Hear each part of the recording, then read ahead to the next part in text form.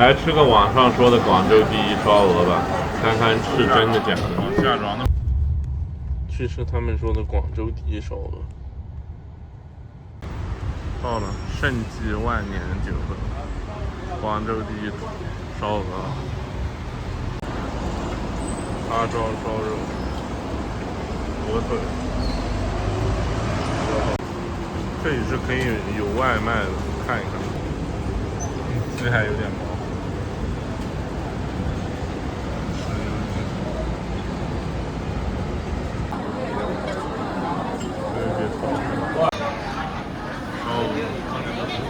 直接选下庄，就吃个烧鹅吧，其他也不想吃啥了。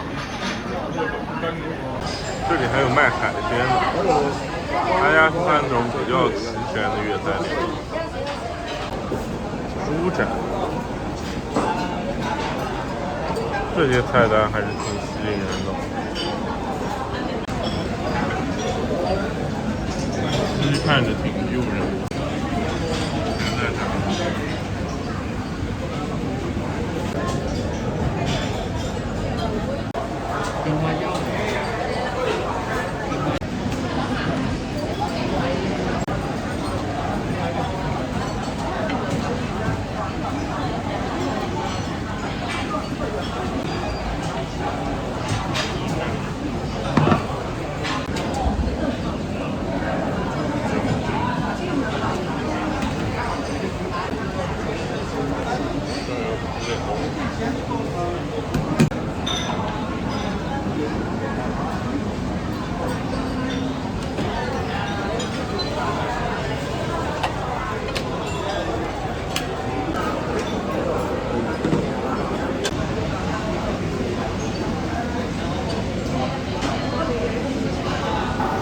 想吃下庄的话，加5元就行了，性价比还是挺高的，才加5元就能吃到下庄，还有人选上庄吗？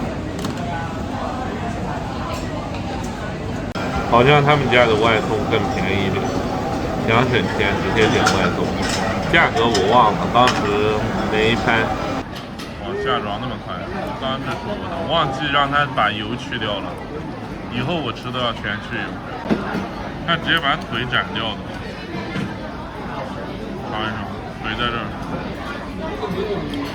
太肥了，我先去下油，把油弄掉。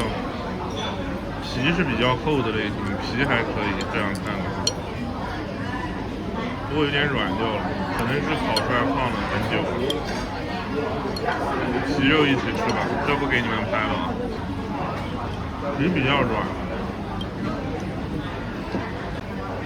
皮已经不脆了，可能不是刚出的，腌料味比较重，鹅腿没腥味，还可以。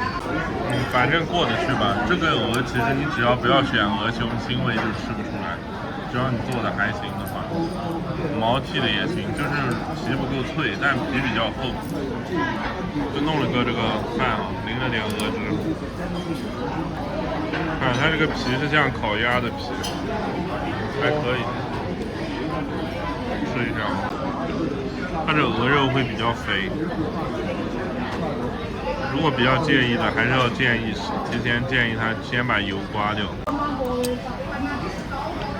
反正大酒油的烧鹅会好一点，看肥吧，就是要涂掉吧肥肉。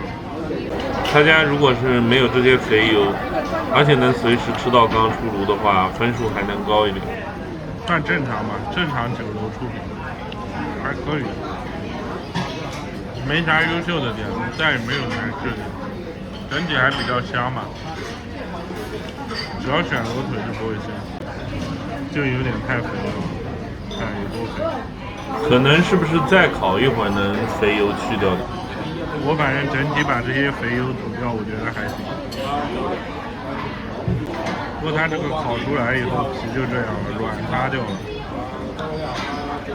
这一块比较厚的肉，刚刚这一块肉有一点点腥，不是很明显。估计吃鹅胸就不行。反正广州目前吃到最好吃的就是肥波烧鹅，这个勉强还行吧。好像这一块比较好。我说的还行，给了2颗星是真的算可以。要是不好吃的话，我是直接说难吃的。可能人多聚会，你吃不到几块肉的话，吃这种肥一点的会好一点。像我这种一个人吃一个粒装，肥的就扛不住。但是它这个，我觉得做的还是挺标准的一个烧鹅吧，传统的味道。鹅的选料就中规中矩，是新鲜鹅，但是养的天数不够，味道还行。第一口吃的烧鹅有点咸，吃多了好像感觉还行，反正味道比较正常吧，有点肥，其他没啥大毛病。像这种肉就比较老，然后但是不柴，老，嚼劲不算有。你像吃龙哥烧鹅这种肉就是嫩的肉，有点太肥了。就是为什么会有很多人觉得好吃，因为它整体味道还行。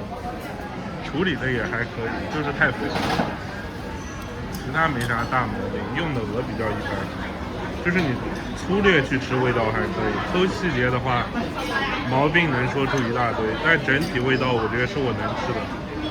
要是像那种什么烧鹅带那种，我吃不了。这我真的是一口吃不下去，直接走。这味道算还可以的，这餐饭还行。但你说让我来第2次，我肯定不会来。吃完了，味道还可以吧。烧鹅的油香比较重，肉也不算腥。反正我点的下装不算腥了，我估计上装可能就不行了。看这个肥油有多少，有多肥，该我吐掉了。这如果你吃不了肥的，你不要吃这种。但如果你像我一样能吐掉的话，非要来试试也还可以吧，不是很差的那种店，算味道过得去的。我靠，可乐8块1罐，有点贵了。价格还行吧，比肥波烧鹅但是要贵很多，但是在这来说比香港还是便宜的。今天就到这儿吧，我觉得没踩雷，只是一般般。味道我觉得还行吧，喜欢吃油多的烧鹅的来吧。反正我吃下装没啥毛病，吃上装我感觉就可能会有毛病了。这个鹅，反正比较肥吧，但其他什么鹅毛呀、腥味呀，或者是怎么样，那些问题倒没有，比较传统的味道吧。它有一个最大的优点就是皮特别厚，这个是一个很好的点。它也不会有那些什么处理的粗糙难吃的点，这些没有，不会像我跑去某些地方吃的那些农村烧鹅真的是扛不住。